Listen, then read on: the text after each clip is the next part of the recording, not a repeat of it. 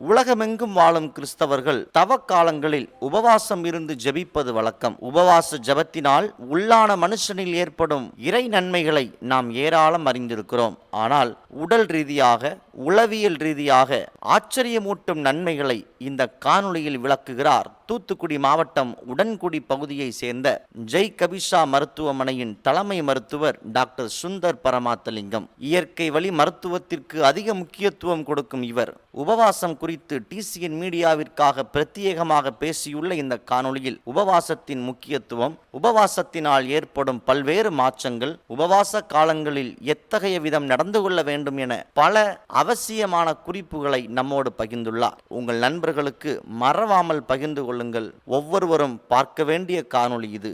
நன்றி. நோன்பு இருக்கும் அன்பர்கள் அனைவருக்கும் நெஞ்சார்ந்த வாழ்த்துக்கள். இந்த சாம்பர் புதன்ல புனித வெள்ளி வரைக்கும் ஒரு அற்புதமான இந்த 48 நாட்கள் தவக்காலத்துல என்னென்ன நன்மைகள் ஏற்படுது நமக்கு தெரியும். ஏதோ உடல் ரீதியாகவோ ஒரு சிகிச்சைக்காக மட்டும்தான் அந்த நோன்புன்றதை தவிர்த்து அதையும் தாண்டி ஒரு உள்ளார்ந்த ஒரு உளவியல் ரீதியான ஒரு இறைவனுடன் நெருக்கத்தை ஏற்படுத்துகின்ற நமது புரிதலில் உணர்வுகளில் நல்ல மாற்றத்தை ஏற்படுத்துகின்ற ஒரு அற்புதமான ஒரு தன்மை, ஒரு மிகச்சிறந்த ஒரு உயர்ந்த ஒரு அருள் இந்த நோன்பிற்கும் அனைவருக்கும் நிச்சயமாக கிடைக்கின்றதுனால தான் நமது முன்னோர்கள் இந்த தவக்காலத்துக்கு மிக மிக முக்கியத்துவம் கொடுத்திருக்கிறாங்க. அப்ப இந்த தவக்காலத்துல நாம் எதை தவிர்க்க வேண்டும்? உண்ணாமல் இருப்பது மட்டும்தான் நோன்பான்னு கேட்டா நிச்சயமா இல்லை. நாம் வழக்கமாக உண்ணுகின்ற உணவுகளில் இருந்து ஒரு அறுசுவையான உணவுகளை குறைத்து அத்தியாவசியமான பொருட்களை நமது தேகத்திற்கு, நமது ஆரோக்கியத்திற்கு தகுந்தவாறு எடுத்து எளிய உணவுகளால் இயன்றவரை நம்மை சார்ந்தவர்களுக்கு நன்மைகள் செய்து, உணவற்றவர்களுக்கு உணவு கொடுத்து, ஒரு உடையற்றவர்களுக்கு ஒரு உடை கொடுத்து, நம்மால் என்னென்ன உதவிகள் செய்ய முடியுமோ அந்த உதவிகளை இறைவனுடைய நாமத்தினாலே, இறைவனுடைய ஒரு எண்ணம் கொண்டு, பிரார்த்தனை கொண்டு நம்மால் முடிந்த வரைக்கும் அதை உதவி செய்யறது தான் இந்த நோன்புங்கிறது நமது முன்னோர்கள் நமக்கு கற்றுக் கொடுத்துருக்கிறாங்க. இந்த தவ காலத்துல நாம் என்னென்ன விஷயங்கள் நிச்சயமா தவிர்க்க வேண்டும் பார்த்தீங்கன்னா, ஒரு மனதை மயக்கக்கூடிய, உடலை ஒரு ஆரோக்கியத்தை கெடுக்கக்கூடிய, நமக்கு தெரிந்த தவறான பழக்க வழக்கங்கள், ஒரு சிகரெட் போன்ற அந்த புகைப்பழக்கங்களாக இருக்கட்டும், மது பழக்கங்களாக இருக்கட்டும், நம்ம அதிகமான சுவையுள்ள ஒரு இனிப்பு பதார்த்தங்களாக இருக்கட்டும், சிலருக்கு டீ காஃபி கூட அடிக்ஷன் மாதிரி தொடர்ந்து குடிச்சுக்கிட்டு உடலை கெடுத்துட்டு இருப்போம். அதை கூட தவிர்ப்பதுதான் நோன்பினுடைய ஒரு மிகச்சிறந்த ஒரு நோக்கம்ன்றதுனால அத்தியாவசியமான எளிய உணவுகளை எடுத்துக்கிறது நோன்பு காலத்துல மிகச்சிறந்த ஒரு பலன் கொடுக்கும். எந்த வகையான பலன்கள்லாம் கிடைக்கும்? இந்த உடல் ரீதியாக என்ன மாற்றங்கள் ஏற்படுத்துது இந்த தவக்காலத்தில் எடுக்கின்ற அந்த நோன்பானது, அது மன ரீதியாக என்னென்ன மாற்றங்களை ஏற்படுத்துதுன்றத இனி வருகின்ற நம் பதிவுல நாம் பார்க்கலாம். முக்கியமாக இன்றைய தவக்காலத்துல நாம் கவனிக்க வேண்டிய முக்கியமான விஷயம் என்னன்னு பாத்தீங்கன்னா, முடிந்தவரை நம்மை சார்ந்தவர்களுக்கு நன்மைகள் செய்வதும், பிரார்த்தனைக்கு அதிகமான நேரத்தை ஒதுக்குவதும், காலை மாலை 2 வேளைகளிலும் இறை சன்னிதானத்தில் இறைவனை தொழுவதும், திருப்பலியில் பங்கு பெறுவதும், அருட்பிரசாதத்தை நாம் சுவைப்பதும், இது போன்ற இறை வசனங்களை அதை மனதில் உணர்ந்து அதனுடைய தாற்பயத்தை புரிந்து கொள்ள முயற்சிப்பதும், அதை குறித்து பெரியோரிடம் கலந்து ஆலோசிப்பதும் தான் முக்கியமான ஒரு செயலாக நாம் கருத்தில் கொள்ள வேண்டும். இந்த ஆரோக்கியத்தை, உடல் மன ஆரோக்கியத்தை நாம் தருவதனால் நோன்புங்கிறது மிக மிக சிறந்தது. அது மட்டும் இல்லை, சாதாரண ஒரு எந்திரத்தை, ஒரு மிஷின் எடுத்துக்கிட்டீங்கன்னா அது ஓடிக்கிட்டே இருந்தா என்ன ஆகும்? அப்பப்ப கொஞ்சம் அதுக்கு ரெஸ்ட் கொடுக்கணும். அப்ப நம்ம சரீரம் அற்புதமான இறைவன் நமக்கு அளித்த ஒரு இன்றைக்கு வரைக்கும் புரியாத புதிராக இருக்கக்கூடிய எண்ணற்ற எந்திரங்களின் ஒரு சேர்க்கை. அப்ப நமது சரீரத்துக்கு நாம் ஓய்வு கொடுக்கணுமா வேண்டாமா? அந்த ஓய்வுக்கான ஒரு மிகச்சிறந்த ஒரு காலமாக இந்த தவ காலத்தை நாம் பயன்படுத்தி நம் உடலுக்கும் மனதிற்கும் ஓய்வினை கொடுத்து நல்ல சிந்தனைகளால் மனதை நிரப்பி எளிய உணவுகளை கொண்டு உடலை வளர்த்து நாம் இறை நாமத்தினாலே, இறை சிந்தனையாலே நம்மை நாம் செதுக்குகின்ற ஒரு அற்புதமான ஒரு திருநாளாக, அற்புதமான ஒரு ஆரோக்கிய வழிமுறையாக இந்த நோன்பினை கடைபிடிப்பவர்கள் அத்தனை நபர்களும் மிகச்சிறந்த உடல் நலமும் மனநலமும் பெற்று இந்த சமூகத்திற்கு உதவுகின்ற ஒரு மாமனிதர்களாக பலம் வருவதனால் இந்த நோன்பானது மிக மிக முக்கியத்துவம் வாய்ந்தது. இந்த நோன்பு காலத்துல, அந்த விரத நாட்கள்ல, தவ காலத்துல என்னென்ன விஷயங்கள் விஷயங்கள்லாம் செய்யலாம், என்ன விஷயங்கள் செய்யக்கூடாதுன்றதை நம்ம தெரிஞ்சுக்கணுமா வேண்டாமா?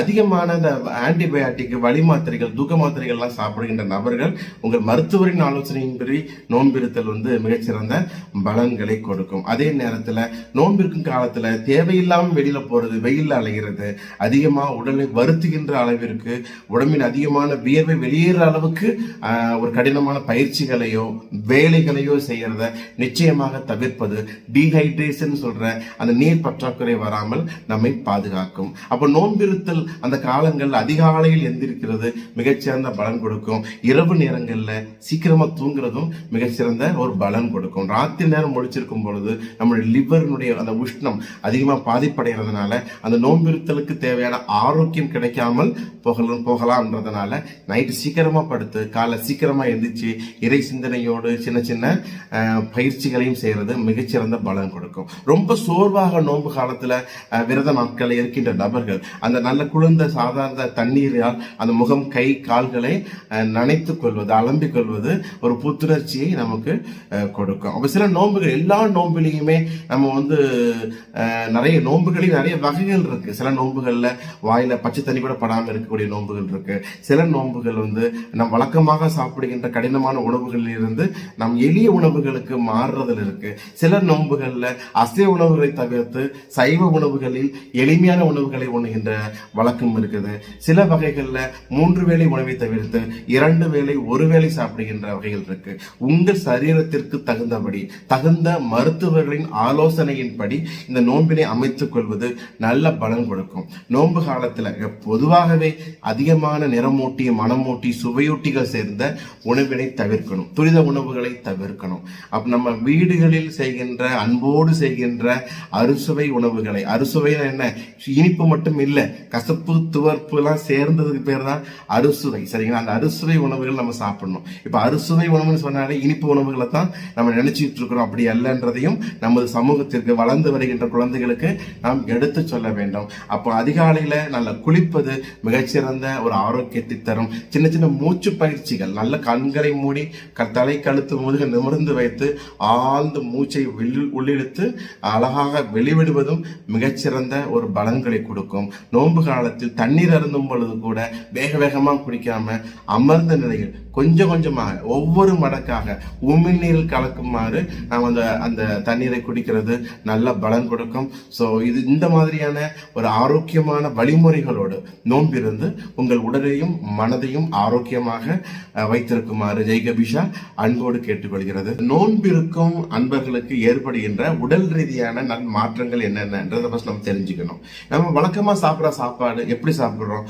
ஆரோக்கியத்துக்காக மட்டும் சாப்பிட்றோமா, நாக்கினுடைய சுவை உணர்வுக்காக சாப்பிட்றோமான்னா பெரும்பாலான நேரங்களில் உண்ணுகின்ற உணவுகள் அறுசுவையான உணவு, நல்ல ஒரு இனிப்பான, நல்ல காரசாரமாக நாம் அறுசுவையான உணவுகள் நிறைய சாப்பிட்றோம். அப்போ அவ்வளவு சுவையான உணவுகள், அதுவும் செயற்கையான ரசாயனங்கள் சேர்ந்த, செயற்கையான நிறமூட்டிகள், மனமூட்டிகள் சேர்ந்த இந்த ஃபாஸ்ட் ஃபுட், துரித உணவுகள், இதெல்லாம் நிறைய உள்ளுக்குள்ள போட்டுட்டே இருக்கிறோம். பசிக்கும் போது தான் சாப்பிட்றோமான்னு கேட்டா இல்ல. பார்ட்டிக்கு போனா சாப்பிட்றோம், ஒரு ஃபங்க்ஷனுக்கு போனா சாப்பிட்றோம், கிடைக்கும் போதெல்லாம் சாப்பிட்றோம். இந்த மாதிரி அளவுக்கு அதிகமாக நாம் உணவை உண்ணும் பொழுது அந்த உணவில் இருக்கக்கூடிய ஒரு எண்ணற்ற சத்துக்கள் அன்னைக்கு நமக்கு ஃபார் எக்ஸாம்பிள் ஒரு 100 கிராம் சத்து போதுமானதா இருக்குன்னு வச்சுக்கோங்களேன். நாம் சாப்பிட்ற சாப்பாட்டுல இருந்து உடலுக்கு ஒரு 500 கிராம் சத்து கிடைச்சிருச்சுன்னா அப்போ ஒரு 400 கிராம் எக்ஸஸா இருக்கு பாருங்க, அது பிற்கால தேவைக்காக உடம்புல சேர்த்து வைக்கப்படும். எப்படி ஒரு அதிகமாக சம்பாத்தியம் பண்றவங்க அந்த அதிகமான காசை பேங்க்ல சேவ் பண்ணி வைக்கிற மாதிரி நம்ம உடம்பு நம்ம சாப்பிட்ற சாப்பாட்டுல இருந்து அளவுக்கு அதிகமான சத்துக்கள் சேரும் போது உடம்புல எப்படிலாம் சேர்த்து வைக்கும். நம்மளுடைய கார்போஹைட்ரேட், குளுக்கோஸ் எல்லாமே கிளைகோஜன் சேமிக்கப்படுது. அது போல உடம்புல அந்த புரதமா இருக்கட்டும், கொழுப்பாக இருக்கட்டும், அளவுக்கு அதிகமாகும் போது உடம்புல சேர்த்து வைக்கப்படுது. எப்படி ஒரு பேங்க்ல பேலன்ஸ் கூடிக்கிட்டே போகுதோ அதே மாதிரி நம்ம சாப்பிட்ற சாப்பாடு டெய்லி எக்ஸஸா சாப்பிட்றோம், அளவுக்கு அதிகமாகவே சாப்பிட்றதுனால நாளொரு மேனியும் பொழுதொரு வண்ணமா உடம்பினுடைய ஒபேசிட்டி, உடல் பருமன் அதிகமாயிடுது. உடல் பருமன் பாத்தீங்கன்னா என்னன்னு பாத்தீங்கன்னா அது வெளிப்புறத்துல சேர்க்கக்கூடிய ஒரு அந்த கொழுப்புகளாக இருக்கட்டும், அந்த இரத்த குழாயின் உட்புறத்தில் சேருகின்ற கொழுப்புகளாக இருக்கட்டும், ரெண்டிலாலும் பாதிப்பு ஏற்படுது. எப்படி ஏற்படுது? ஒரு இரத்த குழாயின் உட்சுவர்கள்ல ஒரு அடைப்புகள் ஏற்படும் போது இதயம் சம்பந்தமான பாதிப்புகள் வருது. நம்ம மூளையினுடைய இரத்த குழாய்கள் அடைப்புகள் ஏற்படும் பொழுது பக்கவாதம் சம்பந்தமான, நரம்புகள் சம்பந்தமான, முதுகெலும்புகள் சம்பந்தமான எண்ணற்ற பாதிப்புகள் ஏற்படுகின்றன. இதே வெளிப்புறத்துல அதிகமான கொழுப்புகள் சேர்ந்த இடுப்பு சதைகள்ல, நம்மளுடைய பிட்டங்கள்ல, நம்மளுடைய வயிற்று பகுதிகளில், கை கால் பகுதிகளில் அதிகமான அந்த கொழுப்புகள் சேர்ந்து உடல் பருமன் ஆகும் போது அந்த எடையை தாங்குகின்ற நம்முடைய முட்டெலும்புகள், இடுப்பெலும்புகள் என்ன ஆகுது? கொஞ்சம் கொஞ்சமாக அதனுடைய எண்ணெய் சத்துக்கள் இழந்து கிரிப்பிட்டஸ் சொல்லுவோம் இல்லையா, முடக்குவாதம் சொல்ற நிறைய எலும்பு சம்பந்தமான ஒரு ஆர்த்ரைட்டிஸ் பிரச்சனைகள் வருவதற்கும் இது முக்கியமான ஒரு காரணமா இருக்கு. நரம்புகளினுடைய அந்த நுண்ணிய அந்த டிரான்ஸ்மிஷன் அதுல நிறைய பாதிப்புகள் ஏற்படுறதுனால மறதிஸ் பிரச்சனைக்கும் இது முக்கியமான ஒரு காரணமா இருக்குது. அப்போ இது போன்று ஒரு அளவுக்கு அதிகமான உணவுகளை உண்டு என்னால் கண்ட்ரோல் பண்ண முடியாது, குறைக்க முடியாதுன்னு சொல்லுகின்ற நபர்களுக்கு இந்த தவ காலத்தில், அந்த நோன்பு காலங்களில் நாம் நோன்பு இருக்கும் போது நமது உடலுக்கு ஒரு மனதிற்கான ஒரு ஒழுங்கு, ஒரு கட்டுப்பாடு ஏற்படும் பொழுது கொஞ்சம் கொஞ்சமாக அந்த கழிவுகள் வெளியேற்றப்படுவதனால் உடலும் மனதும் ஆரோக்கியமாக ஆகின்றது.